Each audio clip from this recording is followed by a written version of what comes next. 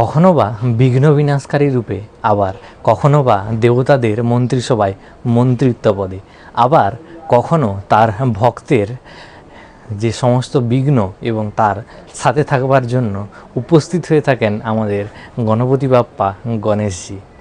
তার নাদুস নুদুস চেহারায় যেমন আমরা সকলকে সেই রকমভাবে আহ্লাদে আদরে ভগবানকে পুজো করে থাকি, তেমনি বিঘ্ন বিনাশের সময় আবারও ওনাকে আমরা স্মরণ করে থাকি। তাই অনেক দিন ধরেই আমার চ্যানেলে আমি এই গণপতি বাপ্পার আমাদের সঞ্জুদার কুমোরটুলি, সঞ্জিতবাবুর কুমোরটুলির যে শর্টসগুলো একের পর এক আস্তে আস্তে দিচ্ছিলাম। তার যে সম্পূর্ণ লং ভিডিও তোমরা অনেকেই রিকোয়েস্ট করছিলে, দাদা ওটা তাড়াতাড়ি দাও। তো কিছুটা কাজ চলছিল, তাই তার জন্য প্রথমের দিকের যে কাজগুলো ওটা বাকি রেখেছিলাম। তাই আজ উপস্থিত হয়েছি সঞ্জুদার কুমোরটুলির যে গণেশ প্রতিমা, এবছর সুন্দর থেকে উচ্চতম থেকে কিউট যে সমস্ত প্রতিমাগুলো যে প্রস্তুত হচ্ছে একের পর এক, তার সমস্ত কিছু আপডেট নিয়ে আজকের এই ভিডিওতে।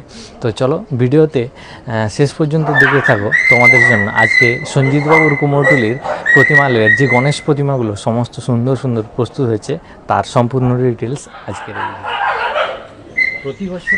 প্রতি বছরের নেই এবছরও সঞ্জুদা প্রস্তুত করছে ওনার যে প্রতিমালয়ে, যে শিল্পালয় একের পর এক সুন্দর থেকে সুন্দরতর এবং বিভিন্ন নামি দামি বড়ো বিভিন্ন রকম ডিজাইনের কাজের প্রত্যেকটি গণেশ প্রতিমা।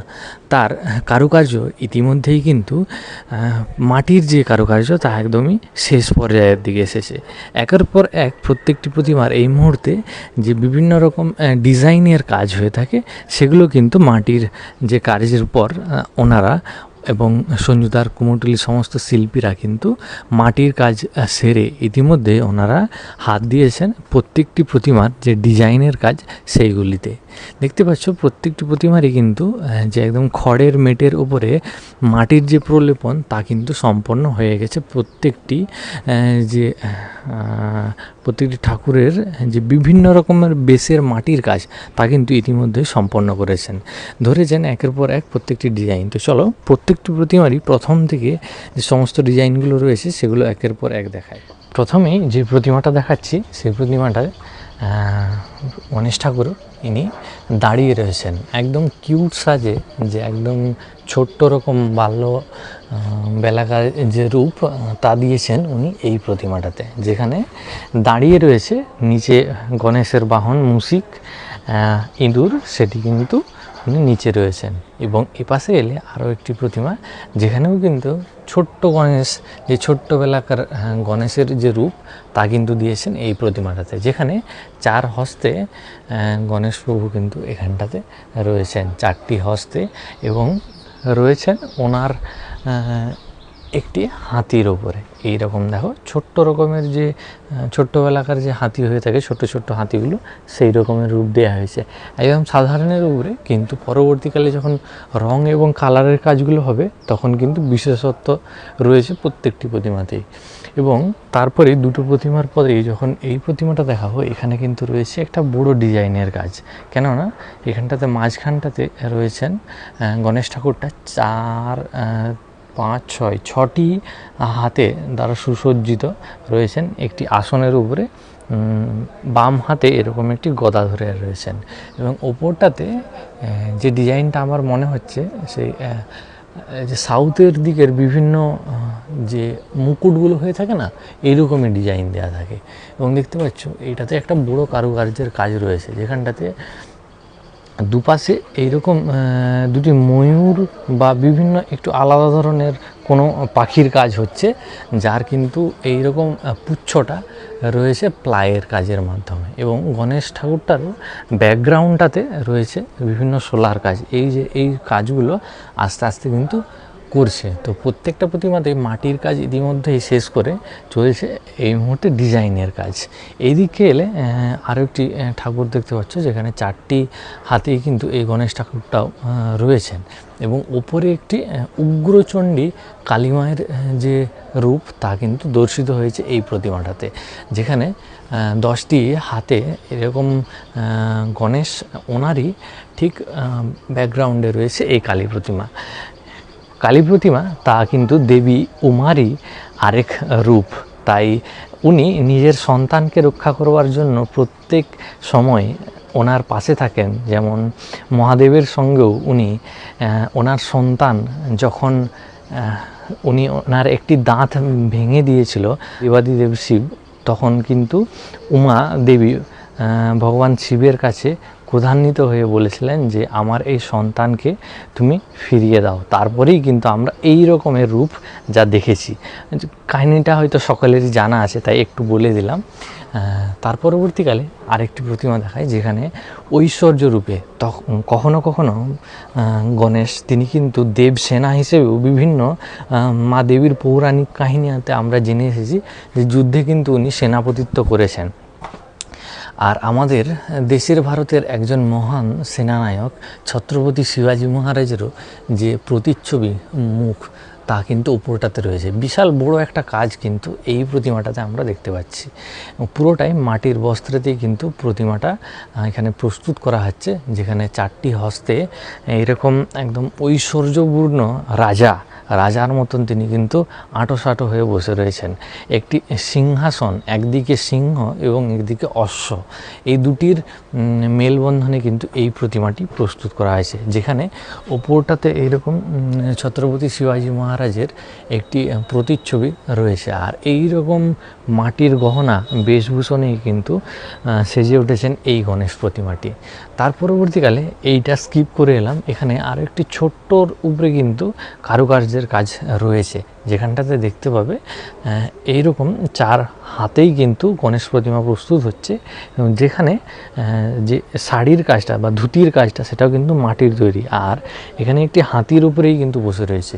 আর হাতির যে কাজটা দেখো, প্রত্যেকটি এই যে একটার পর একটা লোমের যে কাজ বা হাতির যে শরীরের বিভিন্ন অংশা তা কিন্তু বেশ সুন্দরভাবে এখানটাতে ফুটিত করা হয়েছে। আর উপরের দিকে এরকম প্লাইয়ের সুন্দর একটি কাজ রয়েছে। এপাশে এলে তোমরা লক্ষ্য করতে পারবে এই রকম রূপ আমরা পৌরাণিক কাহিনীতে দেখে থাকি, যেখানে ভগবান শিবের অংশরূপে তিনি কিন্তু দর্শন দিয়েছেন ওনার যে ভক্ত তাদেরকে।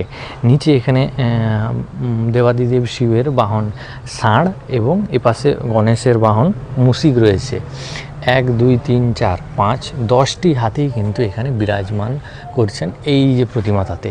আর এদিকে এলে আরও একটি প্রতিমা, যেখানে কারুকার্যে নিচে ষাঁড়ের কাজ, এখানে মুশিক এবং উপরে সিংহের কাজ রয়েছে। ঠিক ব্যাকগ্রাউন্ডের যে পটচিত্র যে চালিটা রয়েছে তাতে এখানেও কিন্তু 10টি হাতেই গণেশ প্রভু এরকমভাবে বসে রয়েছেন। তারপরে এদিকে এলে প্রায় আরও একটি 5.5 থেকে 6 ফুটের মতন প্রতিমা রয়েছে, যেখানে কিন্তু একদম সিম্পল সাজে 4টি হস্তে বসে রয়েছেন। ডান হাতে এরকম গদাটি নিচে রয়েছে, এরকম আসনের উপরে প্রভু কিন্তু বসে রয়েছেন। প্রায় প্রত্যেকটি প্রতিমার হাইট রয়েছে প্রায় 5.5 ফুট, এবং পুরো যে এই চালিগুলো নিয়ে প্রায় 8 ফুট 9 ফুট, কোনোটা 7 ফুট, মোটামুটি এভারেজ প্রত্যেকটা প্রতিমার 7 ফুটের উপরে রয়েছে প্রত্যেকটি প্রতিমা। আস্তে আস্তে আমি তোমাদেরকে দেখাচ্ছি। এদিকে এলে আরও একটি এই যে প্রতিমা দেখতে পাবে, একটু আলাদা ধরনের সাজ, যেমন আমরা তিরুপতি বালাজির যে তিলকের যে রূপ দেখে থাকি সেই রকম কিন্তু মাটির ডিজাইনের মাধ্যমে এই প্রতিমাটি করা হয়েছে। ব্যাকগ্রাউন্ডে নেট আকারের যে থার্মোকলের কাজ তা কিন্তু প্রস্তুত হয়েছে। এখানটাতে আরও একটি সিংহাসনে, যেখানে গণেশপ্রভু বসে রয়েছেন, এই রকম আসন। তো প্রত্যেকটাই কিন্তু সুন্দর সুন্দর আসনের কাজ রয়েছে। যেমন আগের বছর দেখিয়েছিলাম বিভিন্ন রকম চালিতে রয়েছিল রেডিমেড বিভিন্ন ধরনের গহনার কাজ, পাইপের কাজ, এগুলো। এবছর কিন্তু বেশি পরিমাণে দেখতে পাচ্ছি বিভিন্ন যে প্লাইউডের যে নকশা হয়ে থাকে, সেই নকশা কিন্তু দেখতে ভীষণই শক্তপোক্ত এবং দেখতে ভীষণই ভালো লাগে। তার জন্য কিন্তু সেই রকমের কাজটা বেশি রয়েছে এবারে। তো তার পরবর্তীতে আরেকটি প্রতিমা, থিমের প্রতিমা তোমাদেরকে দেখায়, যেখানে একটু আলাদা ধরনের চিন্তাধারা কিন্তু রয়েছে। এই প্রতিমাটা যখন প্রস্তুত হয়ে যাবে, এর যে ভঙ্গিমা বা যে বিষয়টি দর্শিত করতে চেয়েছেন শিল্পী, তা কিন্তু পরবর্তীকালে দেখা যাবে। এখানটাতে ব্যাকগ্রাউন্ডে গুহার মতন একটা কিছু জিনিস দর্শিত করা হয়েছে, এবং রূপটা কিছুটা কোনো দেবীর মতন, সেই দেবীর মতন রূপে এখানে দেখতে পাচ্ছ সুঁড়ের অংশটা যদিও বা রয়েছে, কিন্তু আমরা জেনে থাকি গণেশের যে কানগুলো বিশাল বড় বড় হয়ে থাকে, কিন্তু এই প্রতিমাটি একটু ব্যতিক্রম, আলাদা ধরনের করা হয়েছে, যেখানে দুদিকে দুজন দেবী এবং নিচে দুজন মুনি ঋষির কাজ রয়েছে। প্রায় এটা বিশাল একটা বড় কাজ, 6 ফুট থেকে 6.5 ফুট মতো এই যে দূরের চালিটা হবে, আর এই উপরটা প্রায় 7.5 ফুট মতো হয়ে যাবে।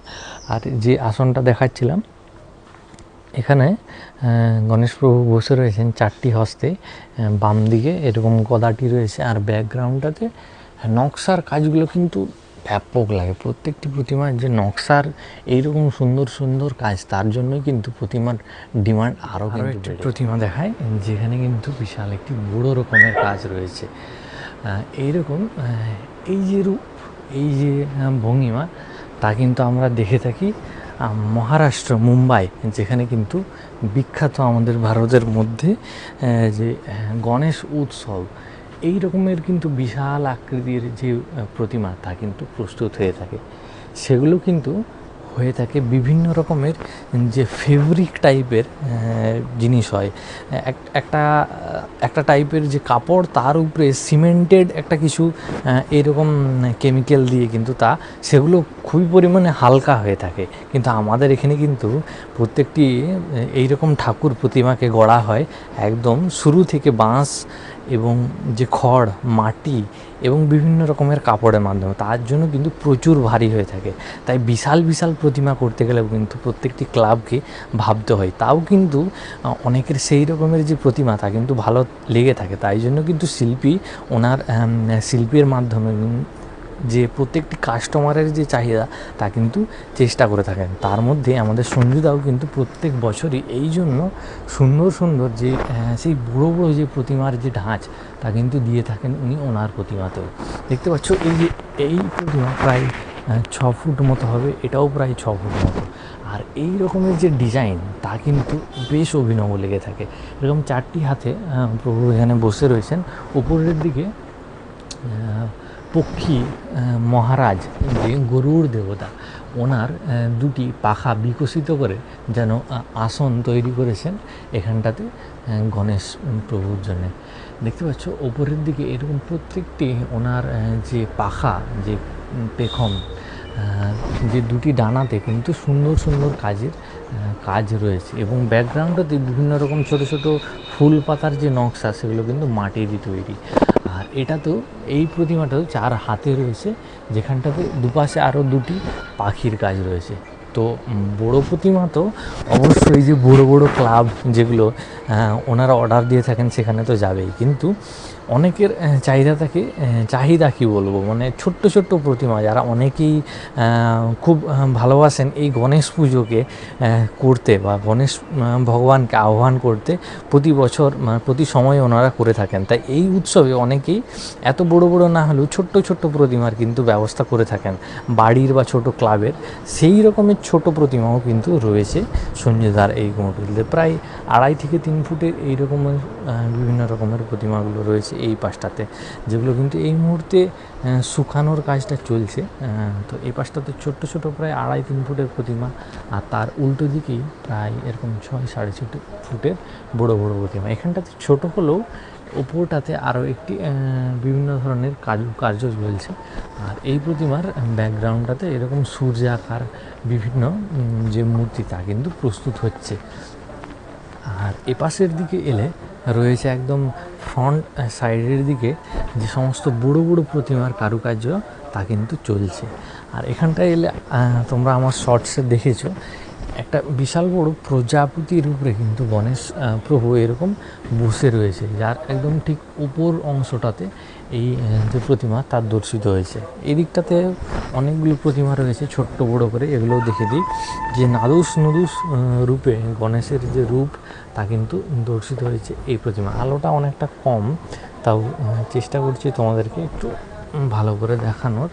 কেননা ওপরটাতে কয়েকদিন ধরে অনেক পরিমাণে বৃষ্টি হয়েছে, তো তাই এইরকম পলিথিন দেওয়ার কারণে আলোটা কম আসছে। তার জন্য কিন্তু কিছু করার নেই, যেহেতু এইরকম অবস্থাতে সবাইকে নিজের কাজটা আগিয়ে নিয়ে যেতে হবে। এদিকে ছোট ছোট প্রায় 3-4 ফুটের প্রতিমা রয়েছে। আর এই জায়গাটাতে দেখায় আরও একটি ভীষণ সুন্দর মিষ্টি রূপের একটা প্রতিমা, যেখানে গণেশ প্রভুর উপরে যে চুলের অংশটা এরকমভাবে দর্শিত করা হয়েছে, তার পাশেই এরকম ছোট্ট মিষ্টি আকারের দেবী প্রতিমার রূপ তা কিন্তু রয়েছে। আর এখানটাতে রয়েছে গণেশ প্রভু, যেখানে একটি অশ্ব, দুধারে দুটি অশ্ব রয়েছে, এবং মাঝখানটাতে এরকম তিনটি 6টি হাতে প্রভুর এই যে মূর্তি তা কিন্তু দর্শিত হয়েছে। আর এই পাশের দিকে এলে তোমরা দেখতে পাবে যে বড় বড় আকারের বিভিন্ন নতুন ডিজাইনের যে প্রতিমা সেইগুলো। এখানটা দেখো কিছুটা একটা ঢাকা রয়েছে, যেখানে এরকমভাবে একটি ওপরটাতে দুটি মনীষীর কাজ রয়েছে, যার কিন্তু নিচের জটার অংশটা নিচ দিকে নেমে আসছে, আর উপরটাতে এরকম প্লাইয়ের কাজ রয়েছে। আর এই দিকটাতে এলে যে প্রতিমাটা, এই পাশ থেকে তোমাকে সামনেটা দেখায়, এপাশের দিকে এই প্রতিমাটা, যেখানেও কিন্তু নিচটাতে প্রায় অনেকগুলো মুনি ঋষি রয়েছেন, যার ওপরে কিন্তু রয়েছেন গণেশ প্রভু। তো আমরা সকলেই জানি ভগবান গণেশ ঠাকুর তিনি কিন্তু বেদ বা বিভিন্ন পুঁথি রচনা করেছিলেন।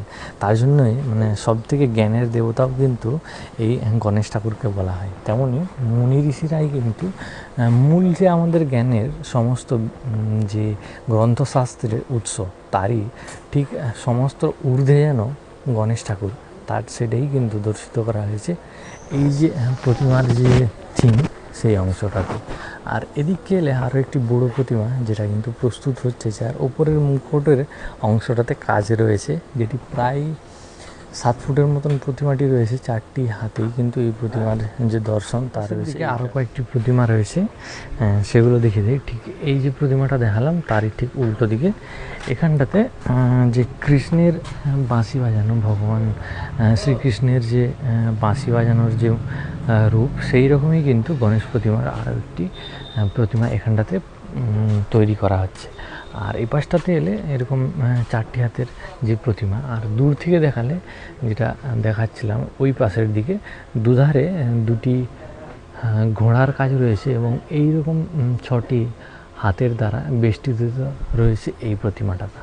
আর এই দিকে এলে কয়েকটি কিউট প্রতিমার কাজ রয়েছে, নিচে এইরকমভাবে তৈরি হচ্ছে। যার বিশাল আমরা জেনে থাকি যে গণেশ প্রভুর যে কানগুলো হয় বিশাল বড়, তাই জন্য কিন্তু তিনি সব কিছু আগে শুনতে পেয়ে যান।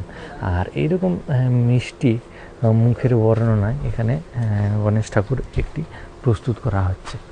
আর এই দিকে এলে দূর থেকে দেখালেই বোধ হয় বেটার হবে। এই পাশের দিকে একটি প্রতিমা, যে প্রতিমার যে কারুকাজটা সেটা কিন্তু বৃহৎ আকারে প্রস্তুত হচ্ছে। যে ব্যাকগ্রাউন্ডের ডিজাইন, যেখানে কিন্তু প্লাইয়ের মাধ্যমে বিভিন্ন স্টিক কাঠির কাজ রয়েছে, এবং প্রায় 4টি হাতেই কিন্তু গণেশ ঠাকুরটি তা কিন্তু রয়েছে। কিন্তু ব্যাকগ্রাউন্ডে আরও 5টা 10টা হাতের কাজ রয়েছে। সাউথ ইন্ডিয়ান স্টাইলে আমরা যে ভারতনাট্যম দেখে থাকি, এটি হচ্ছে একটি শিল্পকলা, যার যে রূপ কিন্তু বর্ণিত হয়েছে এই প্রতিমাটাতে। আর এই পাশের দিকে এলে আরও একটি বিশাল প্রতিমা, যেখানে গণেশ ঠাকুরটি রয়েছে, যার এই পাশটাতে একটি ঘোড়া, এপাশে কয়েকজন মানব রূপ দেওয়া হয়েছে। একজন মা তার 2 সন্তানকে হাতে ধরে নিয়ে যাচ্ছে। আর এই পাশের দিকে এলে রয়েছে একটি হনুমানের মূর্তি, আর এখানেও এরকম 2জন পুরুষ আকৃতির কোনো রূপ দেওয়া হচ্ছে আস্তে আস্তে।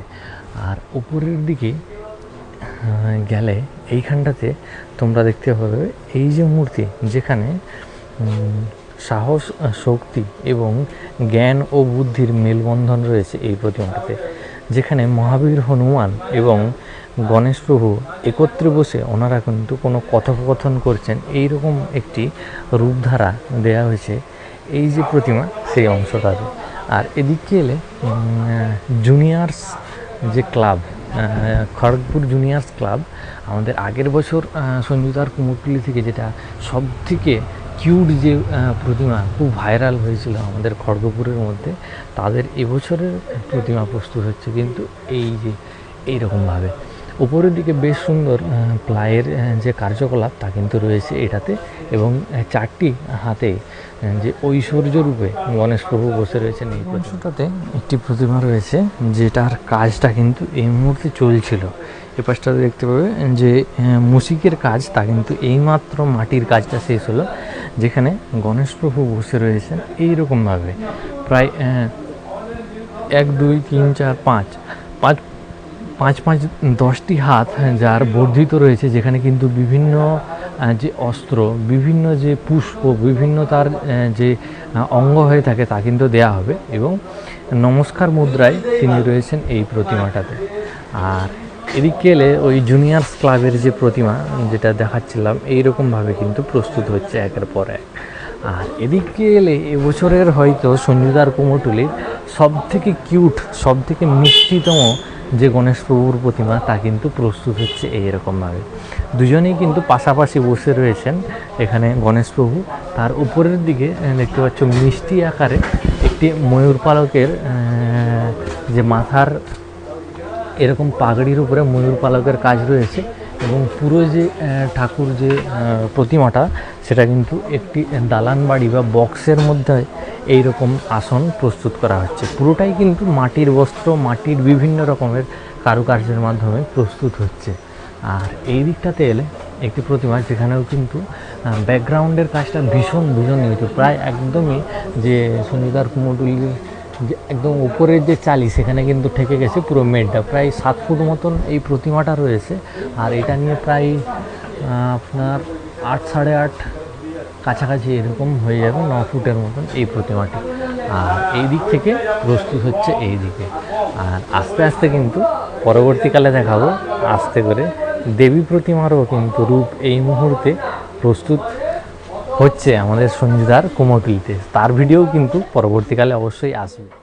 তো একদম প্রতিমালয়ের সামনের দিকের অংশটাতে তৈরি হচ্ছে বিভিন্ন যে বড় বড় ডিজাইনের কাজগুলো রয়েছে, যার ব্যাকগ্রাউন্ড এবং ঠিক উল্টো দিকের যে চালচিত্রে বিভিন্ন রকম বড় বড় নকশা বা ডিজাইনের যে কাজ, তার জন্য কিন্তু এইরকম বড় সেটটা প্রয়োজন হয়ে থাকে। তাই প্রতি বছরে কিন্তু বড় বড় যে প্রতিমাগুলো সেগুলো কিন্তু প্রথমের দিকেই প্রস্তুত হয়ে থাকে। এদিকে প্রায় 8 ফুটের মতন দুটি প্রতিমা রয়েছে, পেছনের দিকে আরেকটি বড় প্রতিমা যেটি আসছে।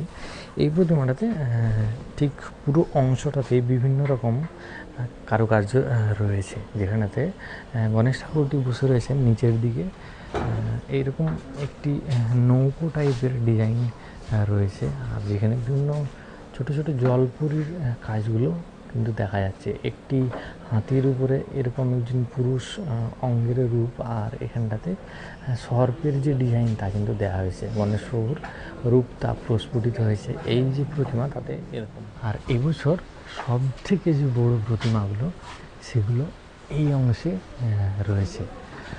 এখানটাতে প্রায় তোমার 10 ফুটের মতন প্রতিমা, শুধু অনলি প্রতিমা তা কিন্তু এইরকমভাবে এই পাশটাতে রয়েছে, যার ব্যাকগ্রাউন্ডটাতে দেখতে পাবে বিভিন্ন পাইপের আকারের কাজ, বড় বড় এইরকম যে কানের পাতাগুলো যেভাবে আমরা গণেশ ঠাকুরের মূর্তি দেখে থাকি তা কিন্তু বিশাল বড় মূর্তি তা প্রস্তুত হচ্ছে এই অংশটাতে, যার বিভিন্ন রকম ডিজাইনের কারুকার্যের কাজ তাও কিন্তু চলছে।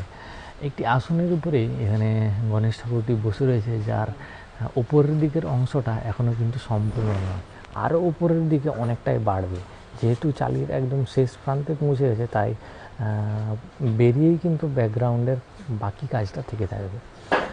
এইরকম বিশাল আকারে গণেশ প্রভুর যে মূর্তি তা কিন্তু প্রস্তুত হচ্ছে এবছর এইরকম সঞ্জুদার কুমোরটুলিতে।